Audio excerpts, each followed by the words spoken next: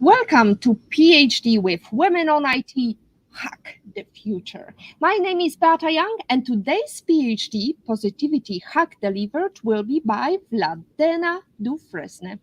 The topic of today's discussion is Navigating the Next Economy Startup.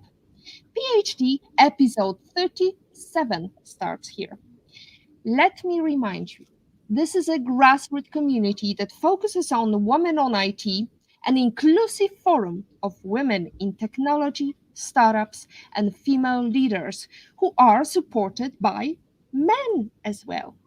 And I bring heart to that hustle because empathy is my motto, and empathy is critical when you are navigating the next economy startup.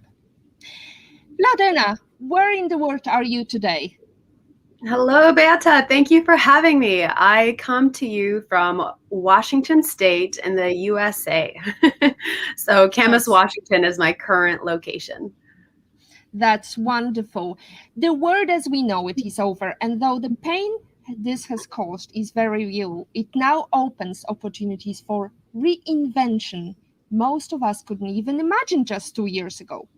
What makes this moment so unique is not only that we are collectively experiencing a simultaneous global pandemic alongside a massive economic, an overdue cultural and historical awakening, but we are also standing at the front end of an astronomical shift in how the world will work. Crises can be both destructive and creative forces for innovation. In this live stream discussion, we will be discussing with Vladlena her latest startup, ROGO. Recognizing that COVID has brought urban life to a halt, stalling the chance encounters, face-to-face exchanges, and creative networks that help make cities such powerful engines of innovation, Vladlena is building an app that enables you to rent items from others near you at a low cost. Additionally, it is a platform that enables you to be a lender of your items to generate a side income. A great idea is only the beginning. Let's learn how Vladlena navigates the road ahead with faith and resilient optimism. So, Vladlena, I know that you started your idea in 2014, was it, or 2017? 2017, yes. Exactly. So then you had some hoops. I mean, the marriage is not really a hoop, it's a happy day, right? Yes. It started in 2017. And that's when I say started, that's really when the idea came to me. And it really excited me. And so I started writing out just a deeper explanation of how it would work and how it would function. And that's when I started to think this is something that could be something. And so I started reaching out to people in the app space and getting their feedback and getting quotes on how much will it cost. And that was the beginning. So it took a little while longer for me to actually get to the place where I committed and went all in. That was actually this year. Well, I have to say that there is a reason why you're here, and that reason is episode 28 with Sam Akhmedov, who was talking about the future of voice technology. And he said there is an amazing woman that I think is a role model for many young females who are trying to start their entrepreneurial journey. And that's how we met, Vladlena. Yeah. So you're definitely a role model for men as well as women. Tell me, how did you meet and how did you encounter Sam, and what was your journey? Yeah, that's a great question. So we met in 2019 and I was reaching out looking for who will actually build the app, who can actually help me with this. I have a background in technology to some extent with coding, usability, but creating something of value, I need took a lot of skill and I wanted to make sure it was the best. And that's when I found Jafton, and that's where Sam Akhmedov and I met. I reached out to them with interest in working with them to learn a little bit more about them. And we just hit it off. I mean, right off the bat, we connected, even though we were literally across the country. I'm in Washington. He was in New York at the time. And that's where the connection began. And I really understood and it was a gut feeling that I thought, this is the right company for me. I just had that connection. And for us to actually begin working together didn't happen until a year later, but the connection continued to stay on track all through 2019. And then we finally did start working together in 2020. That's an amazing story of joining forces together with some awesome team of developers. I wanted to ask you, because we talked about our discussion today, and you said that you had many moments in your life when you had your voice calling, or there was universe telling you something. Can you tell us how it impacted you? Yes, I think specifically around this venture. So ROGO is the company that I had created, but before I actually committed to it, it started in 2017 where I had the idea and I got feedback. And then from there, I kept getting validation from personal experiences on this app would be a service in this situation or in that situation. And I would look around and see, is there anything else that's going on in the app space that is bringing this to life and is doing a really good job at it? And nothing was coming up. And that feeling, like you said, the universe, the calling that you have inside you, it didn't go away. It only got stronger. And it just validated that I'm called to do this and that I have what it takes to do this. And so it's just a matter of finding the right timing to commit to it. But I knew that it was something that was in store for me. That's wonderful. Have you ever heard the phrase, if you do what's hard now, your life will become easy. But if you do what's easy now, your life will always be hard.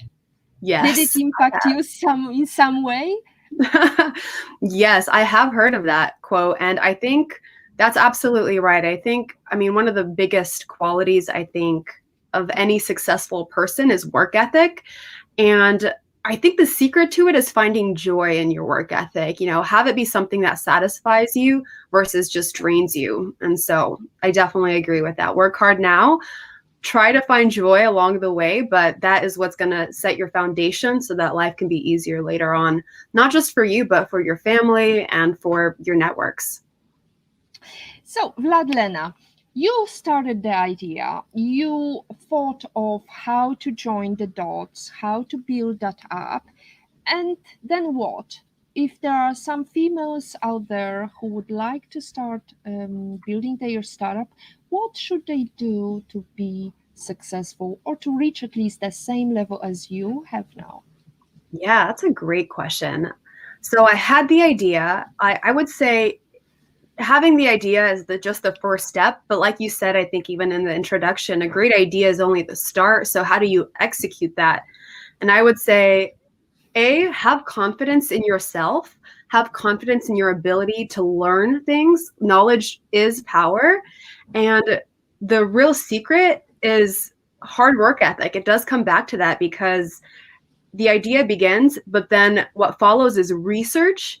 And there is so much research, not just on the idea, but on the legal aspect, marketing aspect, the startups field itself and all the terminology that comes with it. There is so much that you're going to have to learn to get to the next step.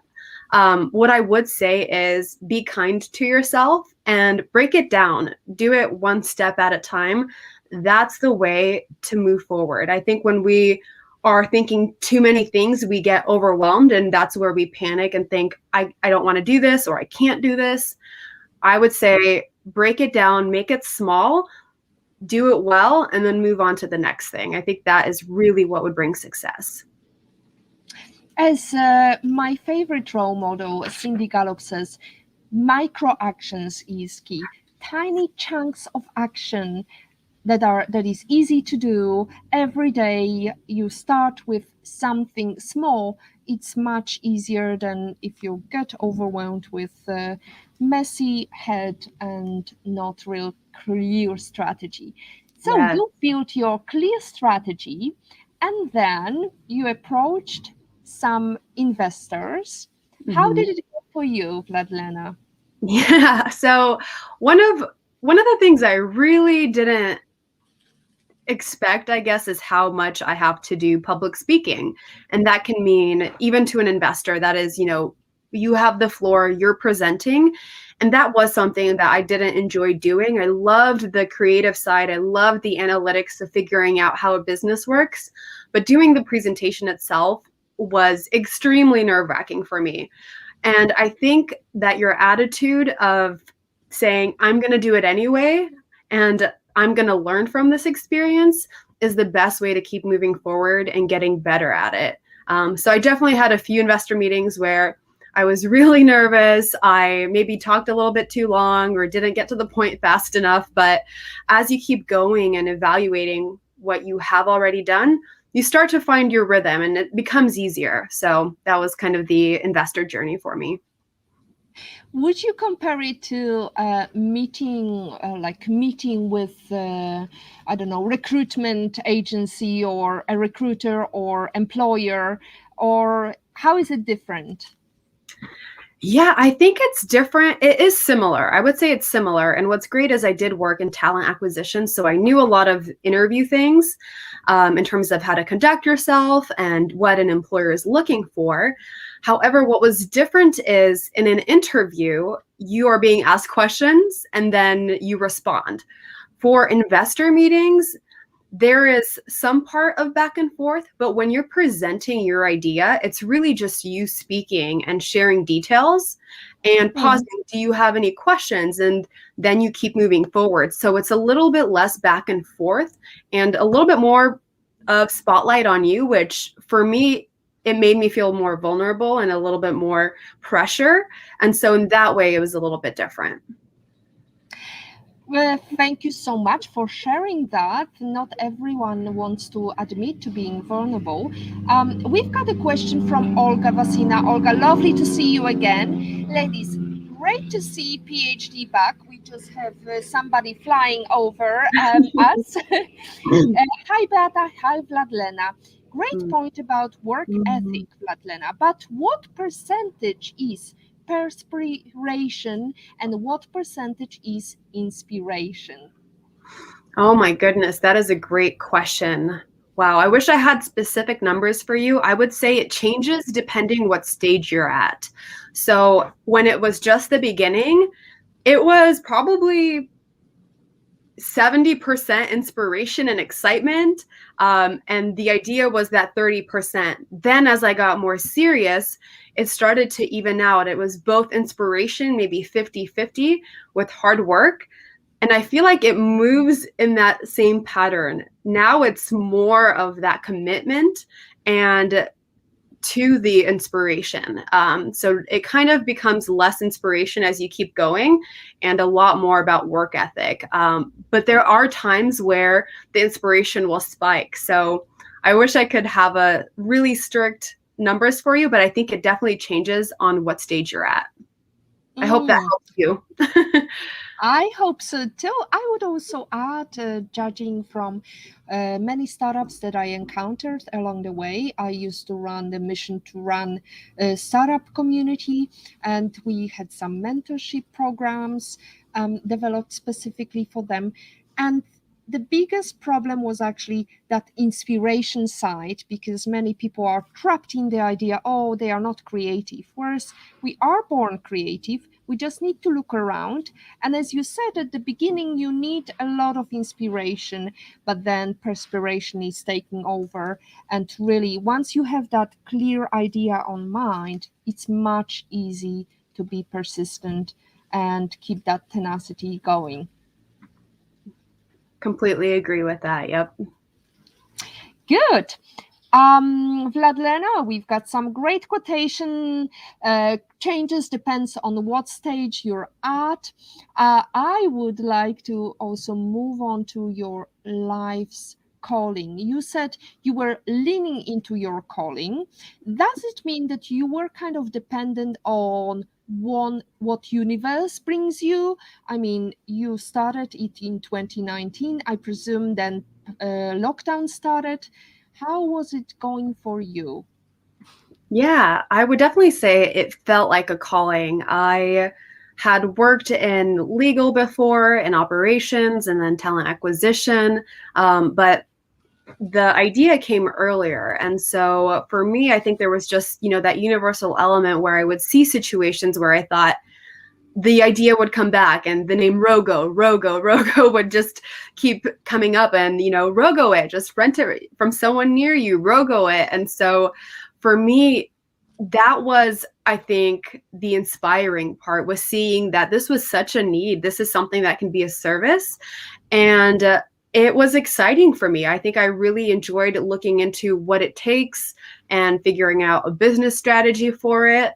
I would say the timeline, it wasn't planned to happen around COVID. Obviously, no one really knew that that was going to be coming on the horizon. I did initially think I would jump all in 2019, but I had some life situations that changed in a really good way. I actually had met my now husband and we got engaged. We were planning a wedding. And so that also was during COVID. So that was an experience in itself. But once we got married, I knew it was already a few months and I knew that I was going to make the commitment to work on ROGO. I just needed to know and have the peace on when is the right time. And so for me, faith is just such a huge element of my life. And so that was a huge way that I would journal or pray and really try to seek that clarity and ask specific questions. And so for me, that's, my God, my faith. For you might be something else, but having those specific questions and seeking clarity, I think, is what really helped me make that commitment. So why ROGO? What's the secret behind the name? The secret behind the name. So the idea really came because I was working in downtown Portland. It's a city atmosphere, and I had wanted to I have a background in photography, but I was working in downtown. I didn't have a camera on me, and I had a friend that wanted to go and take photos at this event, and we couldn't do it because my camera would have been over 2 hours to go get with traffic. And so I just thought, wouldn't it be great if there was an app where you could just rent on the go? So if something comes up and you need something, you can rent on the go. And so rent on the go is really the inspiration for ROGO. Okay, so you had that inspiration, and then what stage is your startup at the moment? Yeah, so currently we've finished with the prototype of the app. Excuse me. And so we finished that. We're going through testing of the app. And so that's a really large focus for us right now, is just ensuring that the app is working smoothly, there's no glitches, that everything is operating as we want it to. And on the other side, I am still continuing to raise funds through doing investor meetings. And the third element that's really in focus right now is focusing on the marketing strategy and the operations for when we launch. And are you doing the marketing strategy yourself, or did you invite somebody from the outside? How big is your company, your startup? Yeah, so right now, full-time employee is me. I do contract work, so my developers, designers, I have an attorney, CPA. So I do have a lot of consultants that I do reach out to. And for the marketing side, I did create a high-level marketing strategy plan very early on when I was working on the business model. But right now that we're getting closer to launch, I really was feeling overwhelmed with, well, I know the big picture of what I want to do. How can I break it down? I was struggling with that a little bit. So I actually did find a marketing consultant, and we've been working together to really break down. So if we want to do this, when do we want to do it? How are we going to measure it? And so that's the implementation element that we're in right now for marketing. Fantastic. And you're the face of that brand. I've seen you on Instagram, very active. And thank you very much for mentioning today's topic and today's chat, live chat. So I wanted to ask you how easy or how difficult it is for you to be the frontliner of your brand. That's another great question. I would say, I think both. I think you just have different days. Some days you are confident and you know exactly what you're doing and why you're here and how you're going to solve challenges. And then other days when you feel overwhelmed or you start to feel a little bit of doubt, those are the days that are harder. And you have to keep pressing in, and you have to, again, I think one of the biggest things I do is I break it down to smaller pieces and just take care of it one by one so that I don't feel overwhelmed. So I'd say I love it, but there's definitely days that are more of a struggle.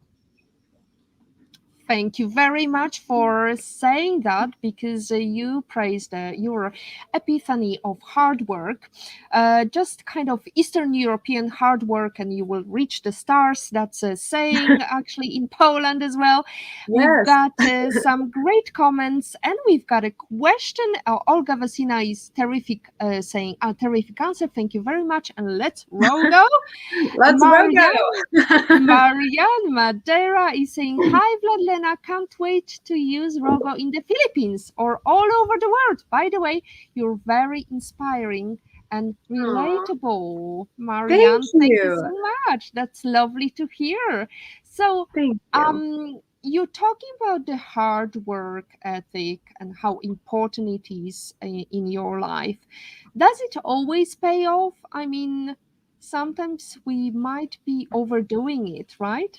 Yeah, I think that's true. I think, well, I don't know if we're overdoing it. I think we can overthink things. Maybe we start to add too much to our plate. I think that's where, and what's great is this goes back to your interview with Sam Akhmedov, but focus and clarity is really important. So if you're going to be working hard on something, make sure you know what your intention is and get clear on that so that you're not starting to really just dry yourself out or burn yourself out. You really want to make sure that you're taking it in stages that you're able to commit to. But is work ethic ever a bad thing? I'd say no. I think one of the quotes that I really love is how you do something or how do you do anything is how you do everything. So whenever I do anything, I like to give my full work ethic. If I'm talking to a friend about a problem, I try to give her my whole heart and my whole attention. If I'm talking to family or if I'm working, as an assistant, I want to answer the phones as best as I can. I do bring that energy and that work ethic, I think, to every area of my life. So for me, I think it's worth it. Definitely. I remember the first time I heard this famous mantra in the startup world, done is better than perfect. And I had this cringy moment of, done is better than perfect, because I always strive for perfection. So how was it for you? I mean, did you suffer? I mean, your internal perfection, Vladlena, suffered with the not so perfect finished product? Yes, I definitely do. I think because of the work ethic, you naturally want everything to go really smooth and perfect. But I think what helped me is, I watch so many podcasts and interviews on other founders, and especially I think what's inspiring is seeing female founders and hearing their journey, hearing the ups and downs of what they went through helped me understand that that's part of it. That's part of getting to your goal, is going through the messy things. It is having an unfinished product, and that your product usually evolves too. So sometimes you might think you're starting in one direction and then you land somewhere else. And so there's such an element of, and I don't think it's like done, but it's like good versus perfect is a concept, right? But if you can make something good and it's a value, I think that's where it's more inspiring. So for me, yes, I think leave perfection at the door. It's really just a concept in our minds. So do your best work and be proud of that, and then learn from it.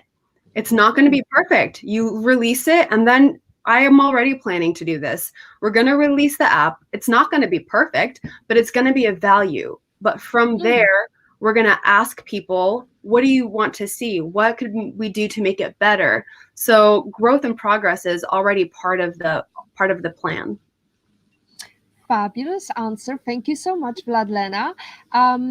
We are great. That's a great segue to the next question about failure, because I'm sure you experienced some failures. Maybe was it with investors, or was it with your startup pitch, or was it with your, I don't know, team members? Can you tell us some of the experiences you had with failures? Absolutely. I would say the investor meetings is definitely an area where I thought, failure. I definitely started to switch from failure to lesson and using that terminology, because for me, that's more inspiring. And for me, it just means you learn from it and you take it with you to the next stage. But within investor meetings, early on when I started, I was so passionate about my idea. I had the business plan mapped out, but I didn't have the investment portion mapped out. I didn't really know what to say in terms of, well, if you invest in my company, here's what you get and here's how it will work. I didn't have that. And so for me, it was kind of a panic moment. And I thought, oh my goodness. So I was kind of just trying to figure out, well, what do you think? And that's not the way you want to go into an investor meeting. You really want to know, what are you asking for? How will it work? And then have that conversation. So I actually ended up pausing investor meetings. And when I realized there's something I need help to work through, don't let that be a jab at your ego. Take all the help you can get. For me, I sought out a startup consultant, and we worked through the terminology for investors and how everything would work and how the math and formulas would work. So I took time to pause before I continued investor meetings to make sure I had that piece put together. Great. So you had some great mentors along the way. Who would you say was a great inspiration for you? Was it somebody you met face to face, or was it via Zoom, or who was it? Inspiration for what exactly?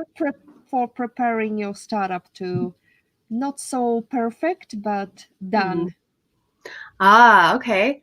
Well, this one's, I think, more of a funny one, because I think what really helped me start to move away from it needs to be perfect was a book. So it was actually an author, Elizabeth Gilbert. The book was called Big Magic. And it's all about creativity. She's a writer, so she definitely had an element where she was talking to creatives and writers, but it really goes to anyone, an entrepreneur. As humans, we create, so we can all relate to it in some way.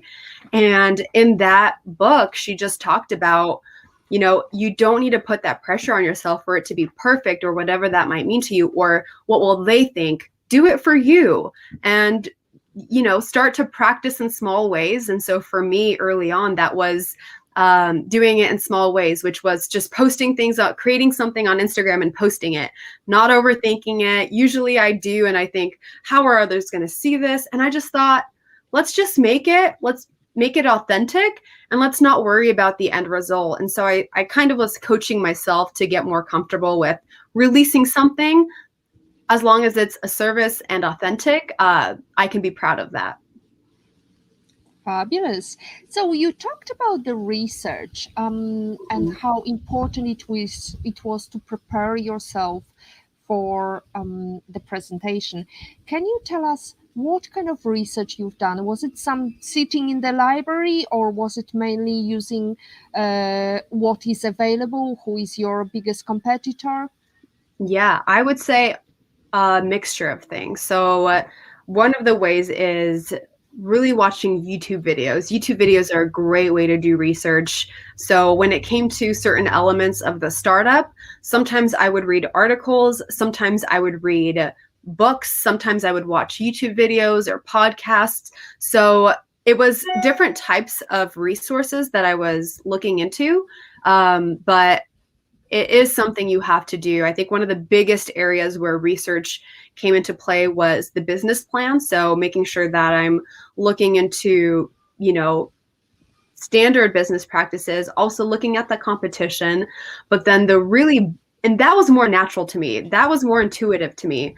The area where I really had to apply myself and struggle through the learning process was the startup terminology. So venture capital, Series A, Series B, convertible notes, safes, how do they work? And, all that terminology was really where it was so overwhelming, but I had to figure it out. And so for that specific portion, I would read an article and I would write notes, and then I would say, can I say this back? Do I really understand it? I would then talk to my husband and say, let me explain this to you. Tell me if what I'm saying is actually making sense to you. Because the end goal is I would have to explain these things in investor meetings, and you want to make sure your investors hear what you're saying and understand it. And so I would even practice it with people, but that part did take a lot of time. Like I mentioned, I even got a startup consultant to help coach me through it as well. Great. So what is your husband's role in your startup? We've heard a lot about influence. Yeah. Yes, he is a great influence. I think a funny story is it was maybe our second date, and I told him, by the way, I'm going to be starting a company. I kind of just wanted him to know what he's getting into. And so, and I mean, I think that response on the very first time I brought it up just says so much about him. He was all in. He was ready to support me if I had to travel or move or this. How do we make it work? So it was pretty funny because it was early on, but that type of character has maintained all the way through this. Me quitting my job, my full-time job with security, and him saying, I support you, go for it. When it came to certain stock market elements that I had trouble understanding or explaining, he has a background in financial advising, so he would help me understand those elements. He's even done some investor meetings with me as well. So he's been an amazing support, inspiration, partner through the journey. Bravo to your husband. Yes. Thank you, absolutely. So you said he was sitting through investor meetings. Is he part of your team, or he's just there to support you when you need, hold your hand? That's a great question. So he's participated in some meetings, and he's, I would say, a crucial piece of helping with ROGO. For right now, his main focus is his full-time role. And so, but he is part of the team as an advisor, especially when it comes to the investment side. Fantastic. Thank you so much for advising Vladlena to take her and hack the future with her. We have got some lovely comment from Trixie Lopez. Vladlena is an inspiration, naturally brilliant and beautiful. There you go, Vladlena. Thank you, Trixie. Inside out, I can say. So we found the title of the book, Big Magic, Creative Living Beyond Fear, recommended by Vladlena, book by Elizabeth Gilbert. That's a great start if you want to build your startup. Vladlena, when is the project going to be launched? Because I'm sure we've heard that Trixie and Marianne is keen on using these. Yes. ROGO to go. Yes, go ROGO go. That's what we like to say. It's inspiring. So we are looking to launch the first half of 2022. We're going to go through a pre-launch phase before the official. So we are eyeing, again, more of that earlier half of 2022, but specific timelines are still in the works. But what I would say is definitely go to our website, www.rogorent.com. And there you can subscribe for updates. So once we're ready to give real announcements on the date, the launch, promotions, things that are happening, you'll get that alert. Great. So everybody, you can subscribe, but stay with us because we are going to hack the future and talk about failure, startups, and let's go into stress toolbox. What is that for you? I love this. So let me tell you this. It is so exciting to start a journey. And usually what you hear is the start and the end. The end, we sold the company, it all worked out, but we don't hear about the middle. And the middle is the key component to getting to that success at the end. And the middle is what's going to throw hardships at you. It'll throw stress at you. And it's really important that you understand what helps you manage that stress. So for me, Beata, you asked about the stress toolbox. I actually wrote on my whiteboard, and then later I typed it out on different methods that I cope with stress. Because you might think going on a walk is helpful, but if you're in a situation where you don't have that opportunity, what's another method? Because when you're stressed, sometimes trying to think what's going to calm you down, you come to a blank. So I wrote out a whole list of things so that if I'm stressed, I can just look at it and think to myself, I can do this one right now. And so it takes away the brain power in the moment of stress of trying to figure out, what do I do? You go exactly to your toolbox and you figure out, this is something I can do right now. And so that's something I use to help me manage stress.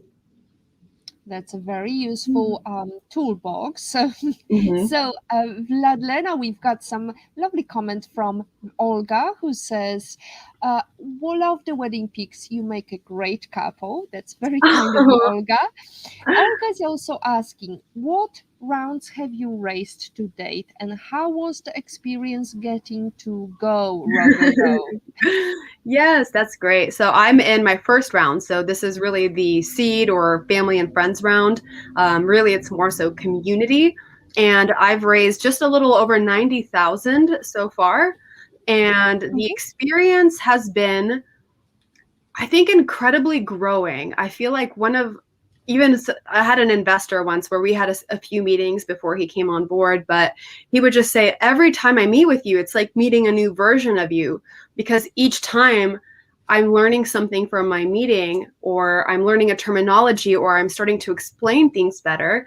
And so I start showing up, I think, more confident and more capable. And so the experience has been, I'd say, both a little bit difficult emotionally, but also the end result is a stronger version of me.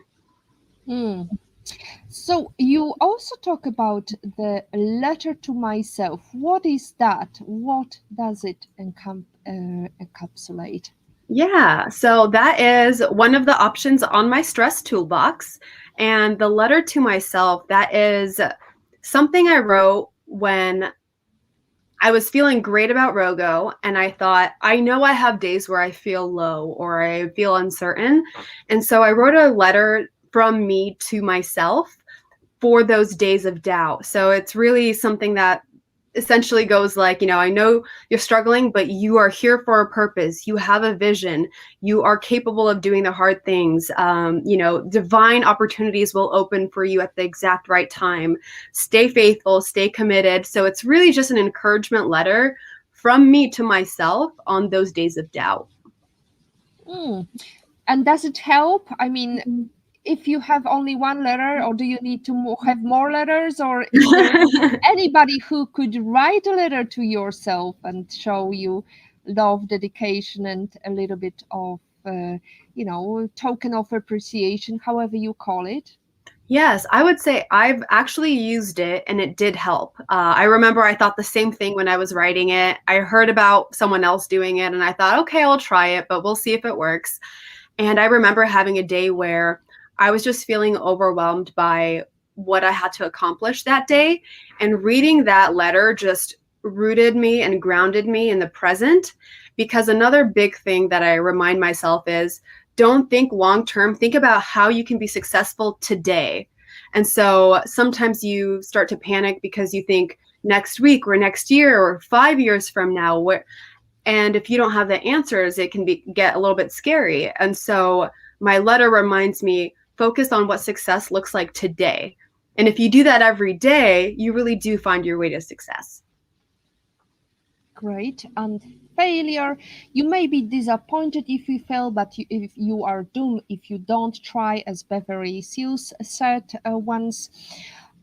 So you are very rooted in the practical side. It's a research, it's a hard work, it's dedication, and willing to commit for a long journey.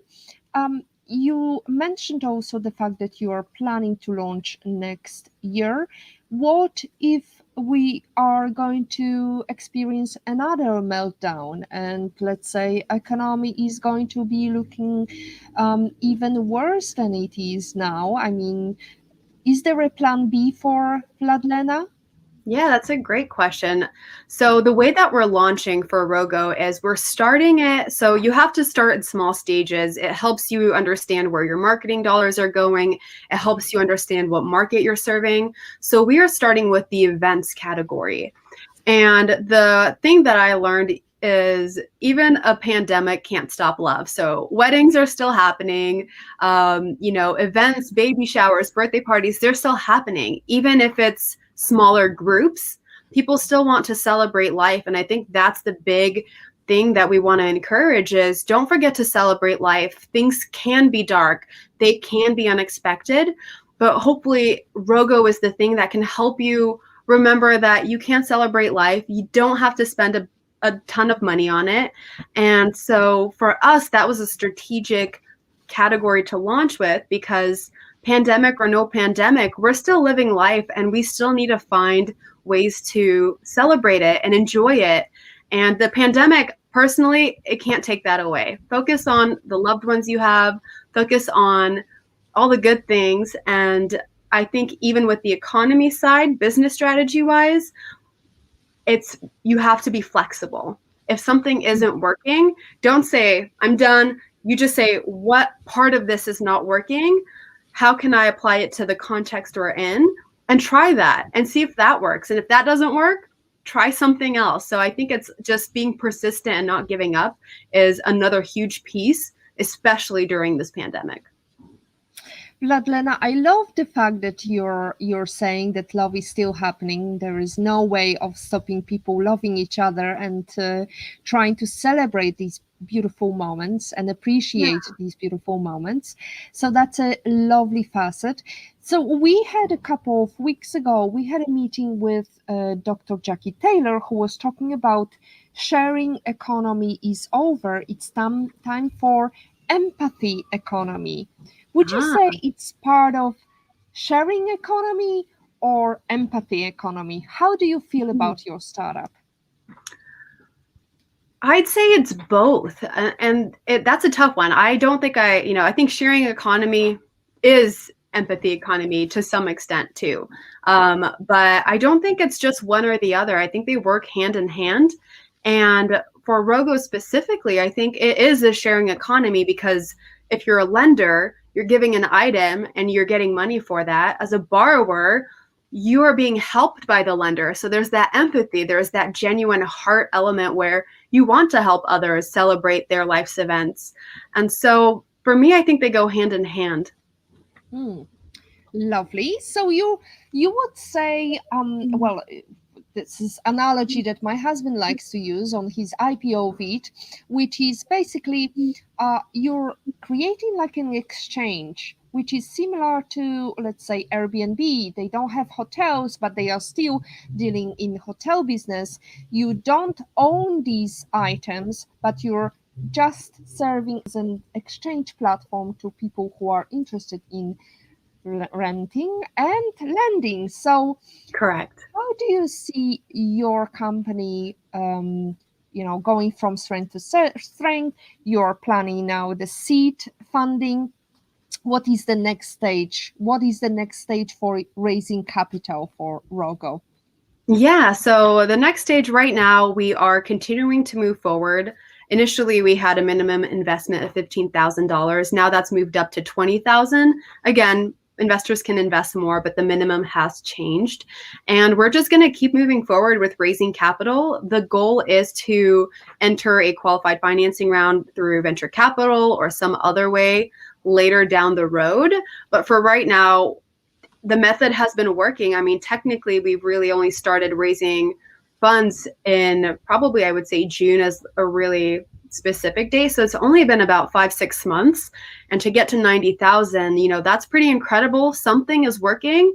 So I'm going to keep going forward with the method I'm doing right now, partially because I now am a lot more comfortable with it. And because I have so much to prepare for with the launch and marketing, I know that I need to balance my time with how I'm raising funds. So if I was to start a completely new method of fundraising, I would have too much energy exertion there and on the marketing and launch side. So I have to make sure I have the energy for raising funds and a lot of energy for that marketing, operations, a launch plan, all of those things as well. How do you conserve your energy? What's the day-to-day activities of Vladlena? Yeah, I would say I think morning routine for me is so huge. I start my day with a cup of coffee and I watch an inspirational message or a pastor speaking, and then I have time to journal and process whatever's on my mind. And then I write out what my intentions are for that day. And then that helps me navigate through what is a priority today. And so that helps me conserve my energy, because when I don't do that, everything becomes a distraction. This Instagram message, this email, this LinkedIn, this book, and I start to get too distracted. But when I have my morning ritual and I set my intentions, I know what's a priority. So I know when I should say no to things. And that is really helpful in conserving your energy.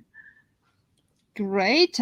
We wish you a very successful launching and conserving your energy and focusing on the love that is happening. We have got Olga saying lovely things, and we'll move to IPO. We'll move to Patrick soon. But well done, Vladlena. Keep rising while mixing the inspiration and perspiration. Thank and you. Here is IPO in Patrick's opinion. Hooray, it's another exchange platform beyond the regulated financial world. Exchange Invest salutes your platform. Go, ROGO, go. Yes. Thank you so much. Very, very exciting times indeed. So in terms of your plan for the next year, it's all cushy. How do you convince people to still invest in you? I mean, many females are facing the struggle of, well, you got married, you probably are planning to have a family soon.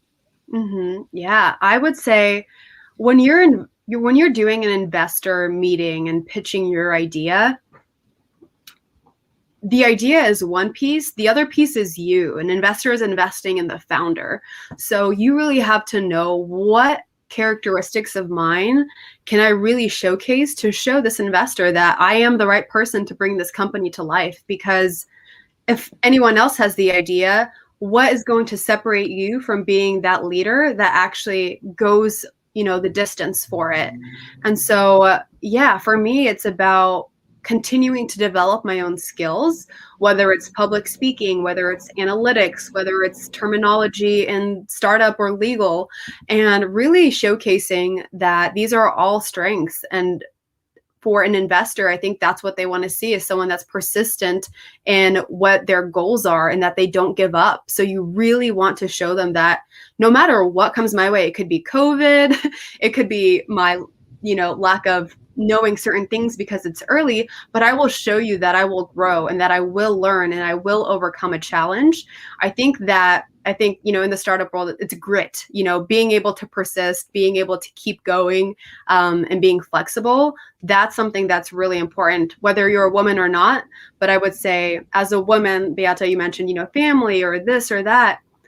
Kids are just another inspiration to do really well. And so for me, I want to work hard for my family. That's not a deterrent.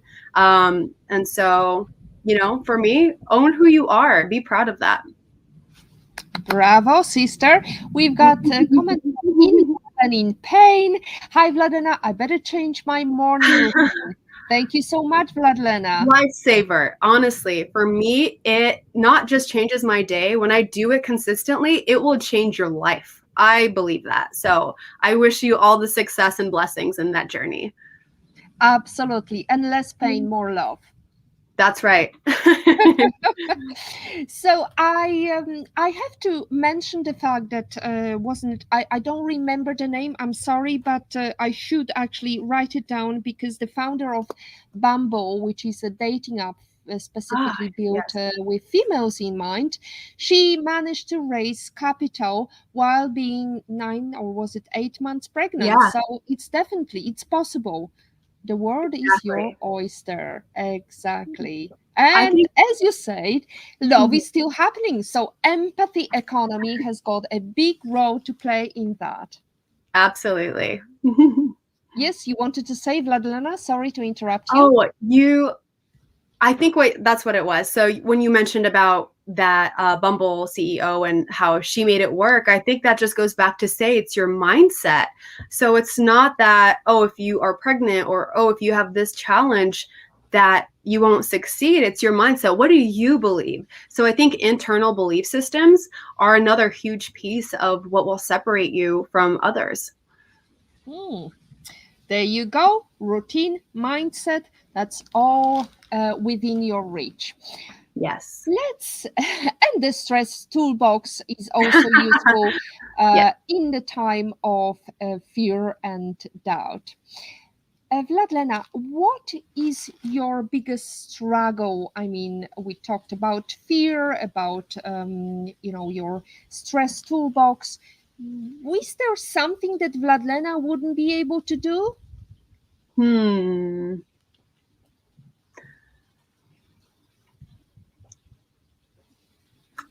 I There don't is know. nothing I see. There's a lot.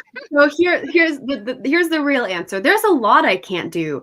I think the power lies in knowing when you need help and asking for it. And when you can do that, you create a team and then you become unstoppable. It's not me that's unstoppable, but when you learn how to delegate, when you learn to bring the right people in, that's where you become unstoppable. So I would say with the right team behind you, with the right people giving you advice, that's where you can become unstoppable. But it takes a team.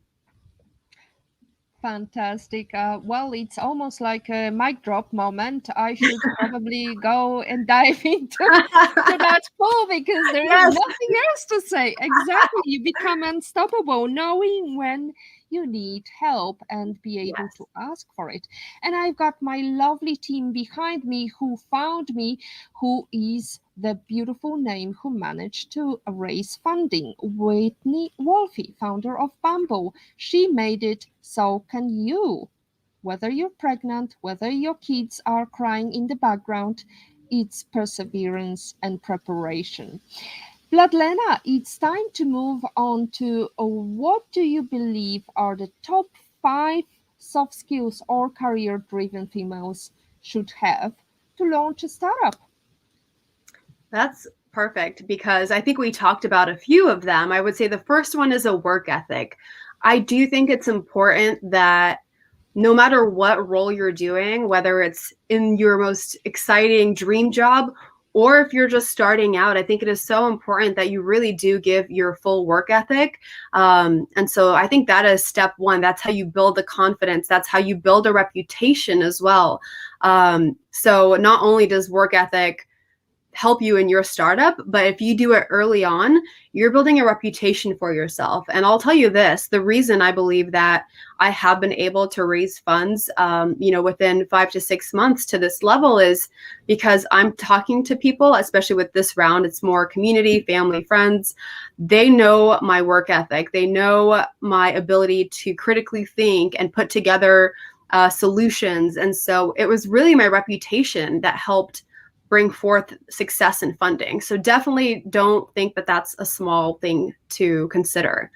The second one, I would say positive attitude. If you are starting your own company, you are a leader. You're already a leader in your world in some way, whether you're a sister, a brother, a wife, a husband, you're already a leader on some level. But when you start a company, that elevates even higher. And I think positive attitude is what it makes solutions easier to come up with. And at the same time, with a team, you want to keep them inspired as well. And so I think positive mindset is a huge element. The third is communication. I would say communication is just absolutely vital. So you really want to make sure that you are working on your communication skills. And I know it sounds small, but definitely listen to podcasts about communication, because it's not just talking. It's how you listen, how you respond. It's verbal, it's written, it's body language. Communication is multifaceted. So that one is definitely a top contender. Then I would say critical thinking. Critical thinking is your ability to think through, why am I doing this? So if you're learning a new job, instead of just saying, okay, I'll do it because I was told, try to understand the process behind it. And so that will help your mind stay on top of things. And if something doesn't work out, you won't be confused. You'll know the process, so you'll know better how to find a solution. And the last one I mentioned just a few minutes ago, but teamwork. Mm-hmm. Find the right people, bring them in, find the right people to ask questions, because that you can't do it all on your own. And I think I'm someone that always tries, but you just humanly cannot do that. So find the right team members, find the right advisors, and know that it's the teamwork that's going to bring success. So those are the five. Absolutely. And this team can be sitting just beside your toolbox for times of stress. So let's imagine the pandemic is over and you can invite any person in the world to go and have a private breakfast anywhere in the world. Who would you invite and where would you go to? Oh my goodness. Okay, well, I didn't realize. So anywhere in the world I can go? My place? Absolutely. Yes, go for it. Okay. I remember, I know you asked this question on your interview sometimes, but I thought, well, what's near me? But I like the imagination. So good. I'm going to think through that one. But the person I would invite, I think the stage I'm at right now, being a founder, being a female founder, sometimes it can be hard to find role models or mentors. And one of the people that I really do look up to is Jamie Kern-Lima. She's the founder of It Cosmetics. And I've seen her on social media, her interviews. I read her book. And I just love the type of founder she is. She leads with kindness, with compassion, but she's a strong leader. She sold her company for over $1 billion. And to this day, she's just still inspiring other women and having important conversations. And so I would love to meet with her. I actually have her book right here. So this is Jamie Kern-Lima. Her book is Believe It. But I absolutely love the book. I think it's so relatable for anyone, female or male, that wants to start a journey and they have never done anything like that. She's just so inspiring. She's all about conviction, hard work, perseverance. And so I would just love to have, a few hours with her. And I would go to Paris. I would go to a cafe in Paris. Yep. Okay. Any particular one or just? No, I've never been to Paris. So I would have to probably look and see what but if anyone has suggestions, please let us know. Absolutely. Well, I have to ask my husband because that's the first time we went to Paris for a special birthday for me, and yes, and I was quite disappointed because I prefer Rome. So there you go. Okay, I feel that. Yeah, I love Rome. I have been to Rome. Absolutely incredible, but Paris would be on the list. So I'll take Jamie to Paris. We can share an experience. Absolutely, that's great. Well, I hope Jamie will be ecstatic about this prospect. So I wish you to have this lovely private breakfast with Jamie. Thank you. I laugh, Beata. I laugh because I follow her on Instagram. So sometimes in comments, I'll be like, let's hang out. I know she gets all the comments, but I'm like, great message. I would love to meet you. And I'm dropping those hints in her social media. So one day. There you go. And now we are going to also chase her and be a stalker on our social media. So it's going to be double whammy. It's definitely going to be mentioned. Olga Vasina is suggesting a place. Ooh, there you go. Thank you, Olga. Olga, if you're Russian, spasiba. Большое спасибо, Ольга Васина. That's очень прекрасно. Очень прекрасно. Très bien. Yes. Yes, let's mix in some languages here. You as a female from Ukraine, Mhm. and I'm sorry for this last minute question, but I'm wondering, how was it for you? Because you moved when you were 5. 45, At quite 5 years young. old. So Mhm. was there any moment in life when you felt like, oh, maybe I would be better off being brought up here? I mean, you moved, you had to learn the language. Mhm. Yeah, that's I feel like I did grow up here, but what's interesting is for any person that, came from another country, your upbringing with public school systems and healthcare, it is brought up, if you're in the US, American, but your home life, and for us, church or community, it was very much so Russian culture. So I did have a way of division, I think, in terms of identity where when you're younger, you can kind of struggle with, well, where do I fit in? At home, I'm this and I speak this language and I do these things and I eat this food. But when I'm with my friends, it's a whole other version of life. And so I do think that when you're young, it's a little bit more of a struggle. But what I will say is it is such a strength. You learn how to communicate with people from different cultures and backgrounds. You find commonalities with anyone you meet. And I feel like that's something that I was able to learn from how do I connect with, this Russian stoic dad or how do I interact with now this stranger maybe from Africa or India. And I know when my parents are interacting in this country, what they like, what kindness or what communication things they like. So for me, I'm able to carry that forward with new people that I meet. It's all about being present. It's all about being kind. And if you do interact with people from another country, don't yell at them like they're deaf or talk too slow, but don't talk too fast. But be nice, be pleasant, and yeah, just make them feel human. Yeah, build your reputation for being kind and taking deep breaths. And definitely, there is lots to learn from Vladlena. Thank you so much for this lovely positivity hack delivered. And that's it from episode 37 of the PhD live stream. Thank you so much, Vladlena. To stay updated and ensure you never miss positivity hack delivered, follow us on Instagram, YouTube, LinkedIn, Facebook, whichever platform you like.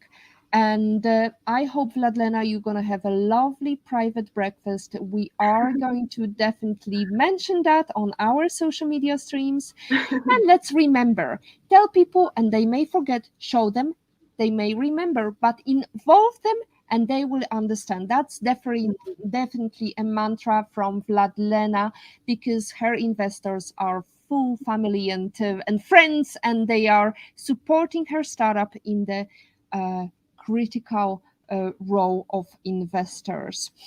When you focus on the positives get more positive.